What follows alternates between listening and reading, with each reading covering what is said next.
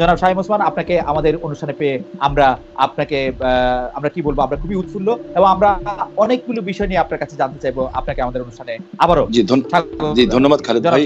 কাছে মনে হচ্ছে যে নির্বাচন সংস্কার মানে কিছু বলা হচ্ছে যে কিছু যৌক্তিক সংস্কার করে যদি নির্বাচনটা না দেওয়া হয় তাহলে বিএনপি যখন ক্ষমতায় আসবে বা অন্য কেউ যখন ক্ষমতা আসবে তারাও আসলে একই সরকারের সমান ফেসিস্ট হতে পারে, গত সরকারের সমান। তো সেইটা চিন্তা করে তাদেরকে সংস্কারের কথা বলা হচ্ছে। আমি এটার সঙ্গে একেবারেই একমত নই। আমি ঘোরতর আপত্তি জানাচ্ছি, তীব্র প্রতিবাদ জানাচ্ছি।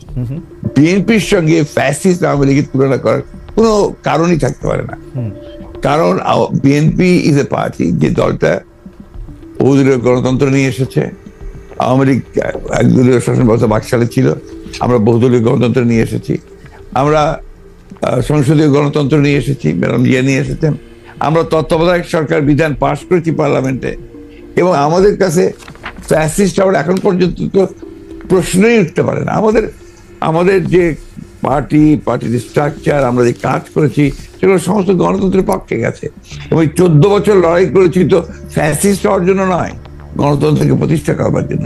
সুতরাং এই কথাগুলো যখন বলা হয় তখন এই কথাগুলো আমার কাছে মনে হয় যেটা আপনার শুধুমাত্র হয় কথার কথা বলার জন্য বলা হয়, অথবা বিএনপিকে আপনার ছোট করে খাটো করে দেখানোর চেষ্টা করা হয়।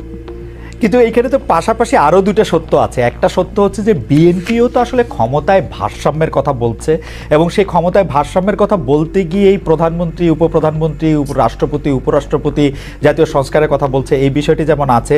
এবং বিএনপিও রাষ্ট্র ক্ষমতায় ছিল, তখনও বিএনপিতে আসলে ক্ষমতার ভারসাম্য আছে কিনা সেটা নিয়ে প্রশ্ন উঠেছে। আবার আপনি যদি আমাকে অনুমতি দেন আমি বলবো যে বিএনপির একজন খুব গুরুত্বপূর্ণ শীর্ষস্থানীয় নেতা জনাব মওদুদ আহমেদ, আমি তাকে কোট করছি, তিনি লিখেছিলেন, আমরা ক্ষমতায় গেলে বিএনপি সাফল্য হবে আরও কম, কারণ দলটি শাসন কৌশলে কোনো উন্নতি হয়নি, দলটিতে নেই কোনো আত্মোপলব্ধি এবং আত্মসংশোধন শব্দ দুটির অস্তিত্ব। অর্থাৎ এরকম কথা কিন্তু আছে। মওদুদ আহমেদের কথাই যে আপনার চূড়ান্ত কথা তা তো নয়। জি, মওদুদ আহমেদ তার দৃষ্টিকোণ থেকে তিনি ওই কথাগুলো বলেছেন। আমি তো মনে করি যে কথাগুলো সঠিক নয়। বিএনপি একটা পার্টি, যে পার্টিটা আপনাকে গণতন্ত্রকে রিইন্ট্রোডিউস করেছে, মাল্টি পার্টি সিস্টেম ইন্ট্রোডিউস করেছে, আগে আমি বললাম, আর রিপিট করতে চাই না। তো বিএনপিকে ওই দলের সঙ্গে বা ফাইজারের সঙ্গে তুলনা করাটাকে আমি মনে করি একটা সঠিক তো নয়, আমি মনে করি এটা একটা উদ্দেশ্য প্রণোদিত। শামীম ভাই, গত কয়েকদিন ধরে যেটা হয়েছে যে আমাদের প্রধান সংবাদে পরিণত হয়েছে ধর্ষণ এবং এই সংক্রান্ত সহিংসতা।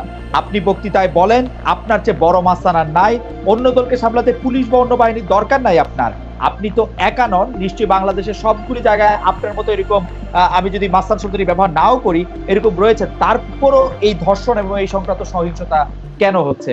আমি না থাকলে দেশে কিচ্ছু হবে না, কিচ্ছু হবে না। খালেদ ভাই, হয়তো আপনার কাছে একসময় মনে হবে আরে শামীম ভাইয়ের সাথে কথা বলছিলাম, লোকটা ভালো ছিল কিংবা খারাপ ছিল একটা কমেন্টস করবেন, বাট ফর দিস কান্ট্রি আমার মনে হয় যে আমরা শেখ হাসিনাকে দরকার, এবং দরকার আমাদের আগামী প্রজন্মের জন্য, আপনার আমার সন্তানের জন্য। বঙ্গবন্ধুকে হারিয়ে আমরা অনেক পিছিয়ে গেছি, এখন ওনাকে দরকার।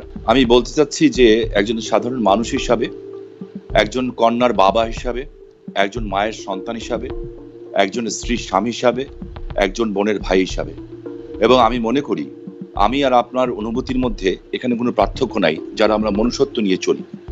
আপনি আপনার জায়গা থেকে মনুষ্যত্ব নিয়ে আজকে এই ব্যাপারে লড়াই করছেন, কথা বলছেন, আমি আমার জায়গা থেকে মনুষ্যত্ব নিয়ে এই জায়গায় লড়াই করছি। আর সেই মনুষ্যত্ব থেকে একজন পুরুষ হিসাবে আমি প্রথমেই ক্ষমা চেয়ে নিচ্ছি সারা পৃথিবীতে এবং বিশেষ করে বাংলাদেশে যারা ধর্ষিত হয়েছেন এই পুরুষ সমাজ দ্বারা এবং নিগৃহীত হয়েছেন। আমি সেই সকল মানুষের কাছে, পুরুষ সমাজের হয়ে আমি তাদের কাছে বিনীতভাবে ক্ষমা চেয়ে নিচ্ছি। যে যাদের উপরে ঘটছে, তাদের যে আত্মচিৎকার, তাদের যে মানে মনের ভিতরে ক্ষোভ, তাদের যে সম্ভ্রমহানি, যে কতটুকু নির্দয়ভাবে তাদেরকে ধর্ষিত হতে হয়, যার কারণে অধিকাংশ ধর্ষিতাই কিন্তু শেষ পর্যন্ত নিজের জীবনটাকেই ছেড়ে দিতে হয়, এবং অনেকেই শুধু ধর্ষিত তো দূরের কথা, ইফটিচিং এর কারণেও কিন্তু পৃথিবীতে বহু মানুষকে এবং বাংলাদেশেও আমরা দেখেছি অনেকে কিন্তু আত্মহত্যার পথও বেছে নিতে হয়। আচ্ছা, আরেকটি ব্যাপার সেটি হচ্ছে আমার আগেকার প্রশ্নের সাথে সম্পর্কিত, যে গণ অভ্যুত্থানের মুখে শেখ হাসিনার দেশ ছেড়ে পলায়ন, আওয়ামী লীগের নিষ্ক্রিয়তা, এক ধরনের মানে আওয়ামী লীগ দেশের রাজনৈতিক প্রেক্ষাপট থেকে বাদ হয়ে গেছে, কেউ কেউ আমাদের মিডিয়ার ভাষায় কেউ কেউ বলছেন যে একটা -1 হয়ে গেছে। অন্তর্বর্তী সরকারকে নিয়ে কোনো -2 সংখ্যা কি আছে? কেন এই প্রশ্নটি উঠছে সেটিও আমি বলি, যেটা কিছুটা আপনি আগেই প্রশ্ন করেছেন যে আওয়ামী লীগ আমলে কিন্তু আমরা দেখেছিলাম যে বেগম খালেদা জিয়ার চিকিৎসার জন্য বারবার বলা হচ্ছিল, কিন্তু 3.5 মাস পরেও বেগম জিয়া এখনও দেশে আছেন, তারেক রহমান সাহেব এখনও দেশে ফিরেন নাই। তো এইটার ক্ষেত্রে কি -2 কোনো আশঙ্কা আপনাদের মধ্যে রয়েছে কিনা অন্তর্বর্তী সরকারকে নিয়ে? এই -2 তো এসেছিল আপনার 1/11-এ। এখন আপনার এই -2 কোনো সমস্যা নেই। কারণ হচ্ছে যে আমরা আগেই বলেছি, আমি গতকাল একটা ইন্টারভিউতে বলেছি যে বিএনপিকে এখন আর কেউ মাইনাস করতে পারবে না। এক, 2 নম্বর হচ্ছে আওয়ামী লীগ যদি নিজেরা মাইনাস হয়ে গিয়ে থাকে তো সেটা তো আওয়ামী লীগ হয়েছে, কারণ সে দেশেই নাই, তার নেত্রী পালিয়ে গেছে। সুতরাং আপনার এই জায়গাতে তো তারা নিজেরাই চলে গেছে। এখানে একটা জিনিস আমাদের সবসময় মনে রাখতে হবে যে রাজনৈতিক দলটি পলিটিক্যালি ব্যাংক্রাফট হয়ে যায়। আওয়ামী লীগ তো এখন আসলে পলিটিক্যালি ব্যাংক্রাফট একটা রাজনৈতিক দল। আগে থেকেই বলতাম কথাটা আর কি। তার কোনো রাজনীতি নেই, সে ক্ষমতাকে এমন ভাবে ব্যবহার করেছে তাদের ব্যক্তিগত স্বার্থে, দলীয় স্বার্থে না, প্রত্যেকের ব্যক্তিগত স্বার্থে। They have minted money like anything. দেশকে তারা একেবারে ফোকলা করে দিয়েছে এবং সেই দেশকে ফোকলা করে দিয়ে পালিয়ে গেছে, এবং এটা জনরোষে পালিয়েছে।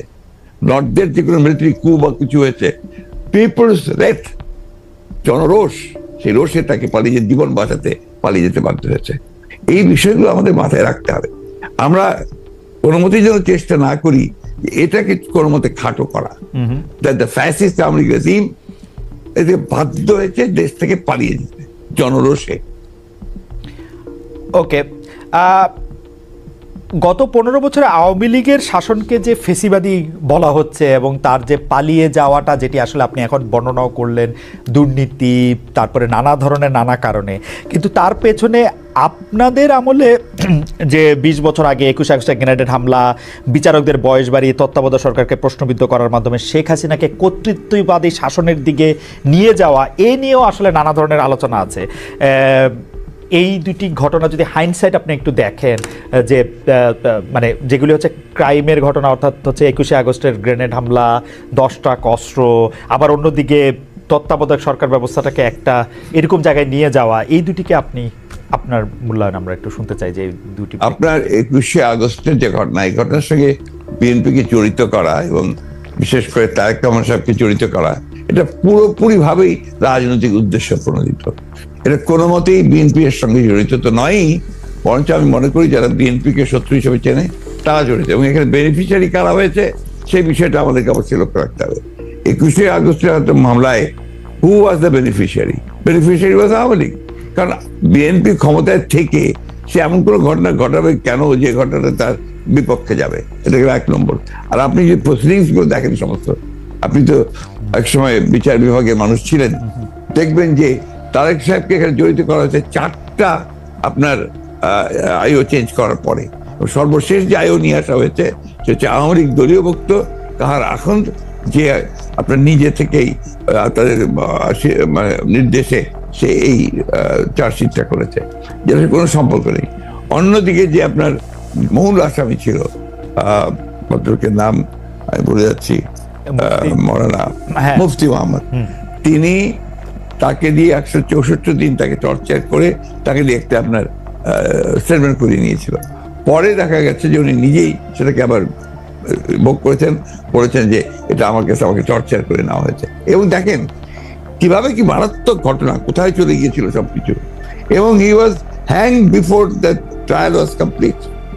তো যে প্রধান আসামি তাকে আপনি আগেই অন্য একটা মামলাতে জুড়িয়ে দিলেন যাতে আসল সত্যটা বেরিয়ে নিয়ে আসে। তো এই কথাগুলো কিন্তু কেউ আপনার ইনভেস্টিগেটিভ জার্নালিজম করে না, যার ফলে এই বিষয়গুলো আসে। আপনারা পলিটিক্যাল জিনিসটাকে নিয়ে চেষ্টা করেন, ওটা why did you go deep into it? আমি বলি, শেষ করি প্লিজ।